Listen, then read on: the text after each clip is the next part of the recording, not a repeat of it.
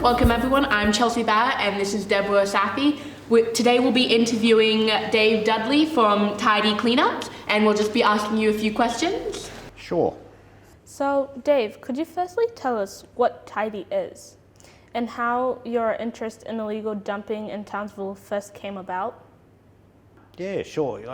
Tidy is a concept, really. It's not anything. It's not a formed body. Tidy stands for Townsville Illegal Dumping Yobos Cleanups. And when I started this cleanup business, I tried to think of a name for it, and I thought of Townsville Illegal Dumping, but I couldn't get the last part, so I ended up putting a Y in there to make it tidy. But then I tried to figure a word for the Y, and I came up with Yobos because Yobos sort of fit the description of someone that goes out in the bush and dumps rubbish. So Tidy is a concept. We're not a not-for-profit organisation, we're not a government body, we're not a council body, we're not even a formed group of people. We don't even have a committee. It's just an idea that I came up with and people seemed to like the concept, so they jumped on board, and Facebook really got it out there for us. Okay, what types of rubbish do people typically dump illegally? Okay, well, there's everything. Everything from domestic waste right up to industrial waste we find dumped out in the bush. So if we go to a place like Bushland Beach, for example, where it's a new suburb growing on the northern beaches, we'll find a lot of domestic waste out there around the boat ramps and the bush tracks. So people will, and we're talking lazy people, we're not talking normal people. They might let their rubbish build up for a couple of weeks. They don't do the bin day. They have a big party at home. There's too much rubbish for the bin. They'll throw it in the back of the car and they'll drop it out in the bush to save going to the tip and doing the right thing. But the problem is that then pollutes the bush. So we find domestic waste out there and then we step it up a little bit and then we find trade waste. So a lot of tradies are skipping dump fees or charging their customers money to dump the rubbish out at the rubbish dump, but they dump that in the bush instead.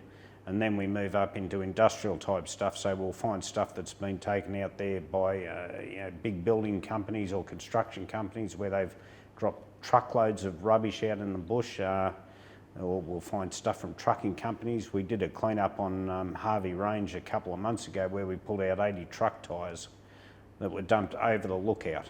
So, they back the trucks up to the lookout at night, they roll all the tyres off the back over the lookout, so, you don't see those when you're driving normally, but if you pull up at the lookout, go for a bit of a walk and look over the edge into the bush, you'll find truck tyres and stuff everywhere at different places. So they're the sort of stuff we're finding, the types of people that are doing it. Why is that people are choosing to dump their rubbish illegally? And what do you think are some of the long-term solutions to the problem? I haven't worked... Why are they dumping it illegally? They're just lazy. They're lazy and they're trying to, save money to, for their drug habits or whatever else they're spending that money on. They're just lazy. They just don't want to pay the dump fees. I mean, we can't live in this society these days. The world is getting smaller and smaller. It's not a free run like it might have used to have been a couple of hundred years ago. If we want all these products that we have, like cars and televisions and everything that comes with a modern society, we have to be prepared to pay the end price of that, which is the correct disposal and recycling, I guess. So, yeah. Are there many people helping you in your work, and how can other people get involved if they would like to help you out on jobs or just donate if you really need it? Yeah, all right.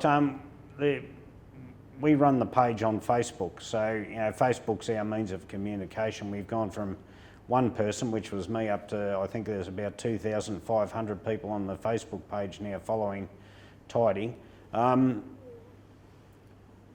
So that gets all the people we want in, and all those people are interested in what we do.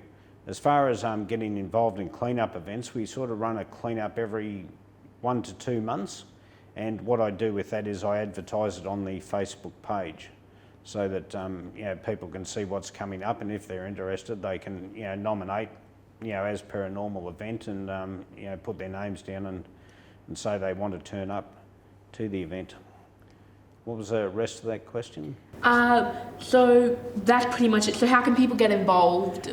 Oh, look, people get involved just by being on the Facebook page and spreading the word. So, like there's plenty of people in Townsville that can't get involved, because cleanups are a physical job. So, and it might just be beyond their scope, or they don't have the resources to attend one, so that they can get involved in other ways, like spreading the word about cleaning up Townsville and trying to make the place a bit better. I have another initiative on the page that I call Bag It on Bin Day.